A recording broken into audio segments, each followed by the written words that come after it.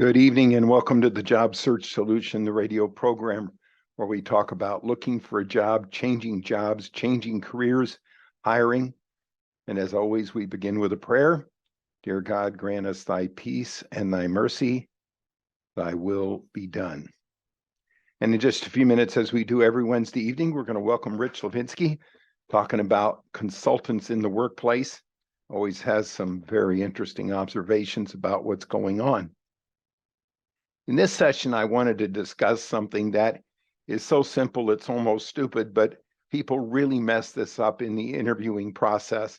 And I wanted to go over it so that if you're a candidate looking for a job, and it really doesn't matter what level you're looking for a job, you need to do this well, and that's to ask questions.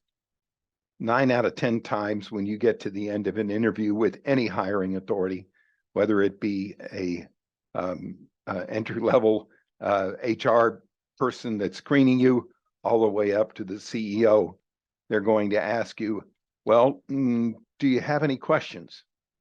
And what brought this up was just the other day, I had a candidate, God bless him, and he's pretty far along in his career, at least 15, 20 years of experience. And the hiring authority asked him if he had any questions. And he said, well, no, not really. Looks like you guys answered all of my questions. And that killed the interview right there. The hiring authority bluntly told me that anybody that goes through 3 interviews with our company like this guy has and doesn't have any questions isn't paying attention. You've got to have good questions, really good questions. And even to the point where if you have to write them out and pull them out of your notebook when you're taking notes, you got to ask good questions. With the advent of LinkedIn, there's a great place to start. You look up all of the people that you are interviewing with, especially the one that you are in front of, and you start asking questions. And you can have them all written out. Questions like, what does it take to be what are the things that people have that make them most successful in this organization? What separates the people that are successful from the ones that aren't? What do you think are the most important traits for this position? When people don't make it here, why don't they make it? I found out by looking at your LinkedIn profile that you were at XYZ company or ABC company or whatever it was. Why did you leave there and why did you come to this organization? What do you see in this firm that you really, really like? Why did you come to work here? What are the reasons that you stay? And get them engaged. The last person that was in this position, they did well or didn't they do well? And what makes the difference? I would not ask questions like, what's in it for me? Where can I go if I get promoted? How long before I move out of this job into the next job?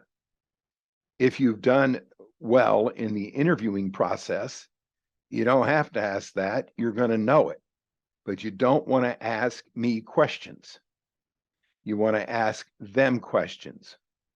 Now, after all, if you run out of questions like that, the most important topic that everybody has is themselves. So you ask them about them. And the more you ask them about them, the better off you're going to be. And one answer is going to lead to another answer, is going to lead to another answer. You can even get into questions like, how do you see me fitting into your organization? We've mentioned about the 4 basic questions that you have to ask in every interview. Have I made it clear about my experience? Do you have any concerns about my ability to do the job? How do I stack up with the other candidates you've interviewed? And what do I need to do to get the job? Now, I would ask those in the very beginning of the questioning period, and then go into more questions like, what about you?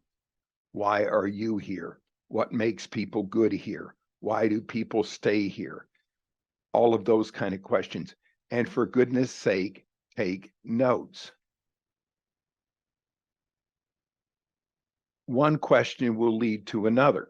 And the more engaging you are in your questions, the better off you're going to be.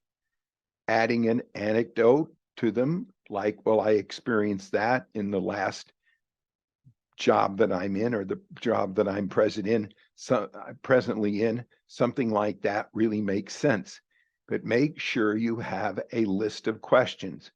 More questions than you probably need, than you're going to get a chance to ask, but a list of questions. Have at least 20 to 25. And they're not that hard to come up with. We have lots of them in the job search solution. Not hard to do.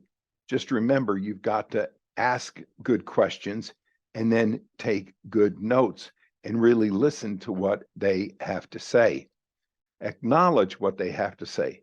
Sometimes people ask question after question and they don't pay attention to the answer. All they want to do is get on to the next question, and it just looks like they're asking questions. Then it doesn't look like they're trying to get information. So make sure you have a real solid, good list of questions to ask at the end of the interview. Even if you don't get to them, make sure you have them. All right, we're going to take a short break. Stay tuned. This is Tony Bashara with the Job Search Solution.